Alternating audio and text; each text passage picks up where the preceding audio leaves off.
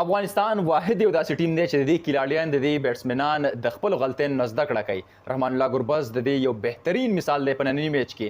د دې سره چې کوم دی که اوورال ټیم د افغانستان ته وګورې نو دیو ټوټل واحد یو داسې ټیم دی چې د خپل غلطیو نه زده کړه کوي.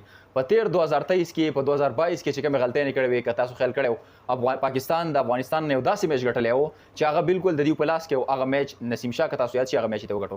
د دې نه هټ کر بیا تاسو وکتل چې هغې د پاکستان نه هغه میچ په خپل نوم باندې کو غلطۍ یې دوباره دوهراو نه کړلې.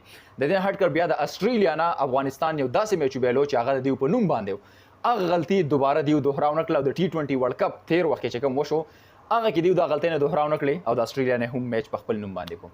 بیا دا تیر چې کوم T20 ورلډ کپ وشو په دې کې غلطي د افغانستان نه دا وشوه چې د سیمی فائنل میچ د ساوث افریقا نه افغانستان وبایلو هغه غلطۍ نه دوباره دیو دوهراو نه کړلې او د دیو نه چې کوم دی د ساوث افریقا نه هم میچ په خپل نوم باندې کو.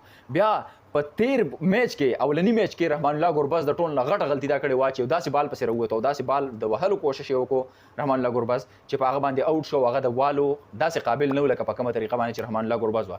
خو رحمان الله ګربز د خپلې غلطۍ نه زده کړه وکړه او هغه زده کړې نتیجه نن تاسو وګورئ چې آوټسټینډینګ پرفارمنس فرام رحمان الله ګربز اینډ هی شوډ اټ چې کله به تاسو د خپل مسټیک نه فایده څنګه اخلئ او د خپل مسټیک نه به هغه زده کړه څنګه کوئ هغې خلکو ته وښودله. د دې نه مخکې ما په عظمت الله عمرزی باندې خبره وکړه چې زما بهترین په د افغانستان په ټیم کې چې زما کوم اوس په موجوده ټیم کې فیورټ آلراونډر دی هغه عظمت الله عمرزی دی. آوټسټینډینګ پرفارمنس یې کړی دومره په میرټ باندې هغه گیم کړی دی چې یو آلراونډر څنګه گیم کوي او هغه له څنګه گیم کول پکار دی هغه عظمت الله عمرزی خلکو ته وښودله.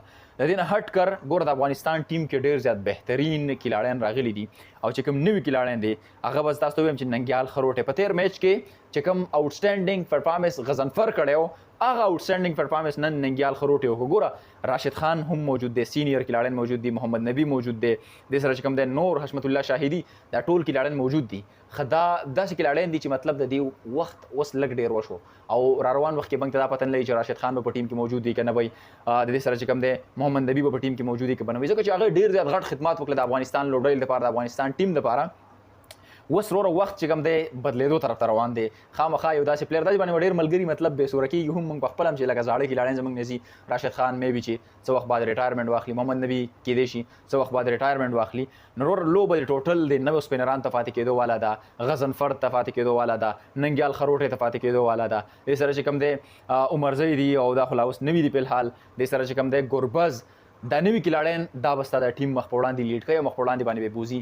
نو دا نوي کلاړیان دي دیو ته چې کوم دی فوکس کول پکار دي. خبره مې دې پورې کوله چې د افغانستان ټیم چې کوم دی د خپلو غلطیو نه څومره زده کړه کوي او د هغې نه پر روان میچ کې بیا څنګه پرفارمنس کوي هغه د افغانستان بهترین مثال دی د افغانستان لوبډلې د افغانستان کلاړیان. بل دې سره چې کوم دی که تاسو د افغانستان کوچز وګورئ نو د هغې نه چې کومه زده کړه د افغانستان کرکټ ټیم پلیرانو وکړله هغه هم ستاسو مخې ته ده.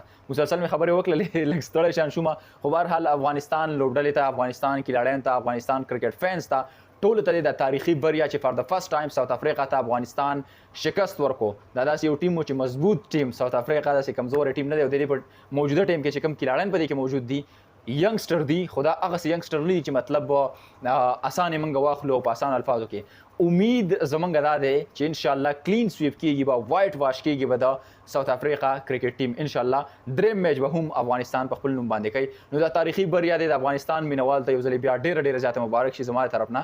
انشاءالله بیسټ وشز فار د تھرډ میچ فار افغانستان and انشاءالله آی هوپ دیٹ افغانستان به په دې را روان دریم میچ کې هم بریا راوړي او دغه میچ به په خپل نوم باندې کوي. یو ځلې بیا پته نه لګي څومره ځل به ما مبارکي ویلي په دې خپلو خبرو کې خو دغه تاریخي بریا دی افغانستان ته ډېره زیاته مبارک شي. خپل رائے را سره کمنټ کې شامل کړئ انشاءالله ملاویږو نو ویډیو کې تر هغه د ما میا تاریخ شاته راکې اجازه د الله پامان. شپه مو بخیر.